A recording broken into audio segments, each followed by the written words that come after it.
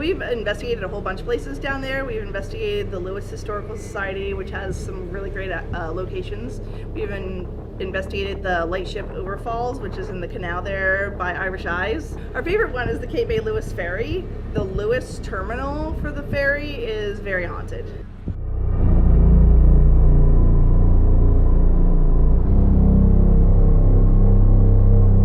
One of the reasons we investigated is because we had heard that the way that the river, ocean, and bay tide currents run, a lot in the olden days when there would be shipwrecks and so forth, that's where a lot of bodies would wash up, is right there at Lewis.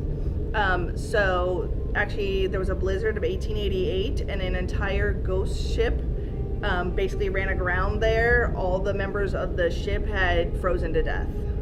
So again, a lot of death there, a lot of, not the death necessarily occurred there, but it ended up there. Also, there was a massacre nearby of a skirmish between the Dutch settlers and the Native Americans that were there. And I don't remember all the details of the story, but it ended badly for both sides.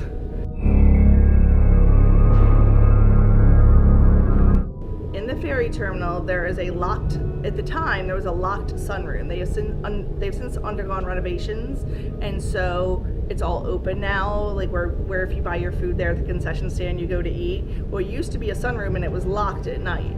So that night that we investigated in 2012, I believe, it was locked, and we didn't have access to it. We had access kind of the run of the place, but we didn't have access to that room. It had already been cleaned and locked, and they didn't feel like cleaning again the next day.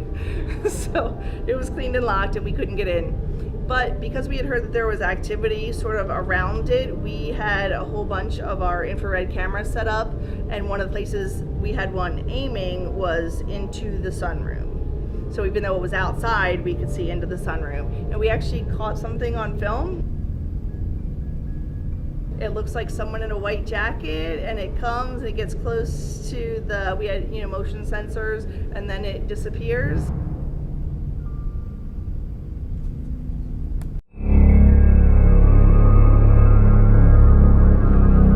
When we investigated, we also heard a growl up in, there's a walkway when you get foot passengers get on and off the ship via a walkway. It's kind of a raised bridge onto the ships, and there's been a growl heard there several times. At first we thought it was something maybe mechanical. It almost sounds like some gears or something, like with the elevators or some of the equipment there, but sometimes it doesn't sound mechanical at all, and it sounds like a growl. We've actually done the ships as well that run in and out of there. They're actually housed in Cape May, New Jersey, but they're the exact same ships. They run back and forth. The Delaware is one of the ships, and we got some interesting activity on there. There's a lot of interference at night with like different things going on because they're working on the boats at night.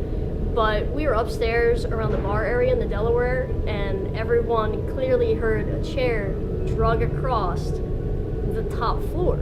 Well, you go up to the top floor, and all the chairs are bolted down.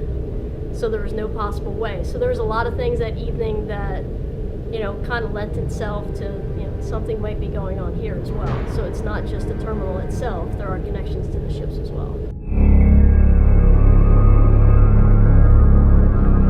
There is a police station right there. If you're sitting on the tarmac waiting to board the ships, it's to your left. And one of the officers who had worked in there was in doing some, I guess he wasn't an officer, he was just doing some work there. He was back in the offices, and his wife came to pick him up. Their car was in the shop, they only had one vehicle.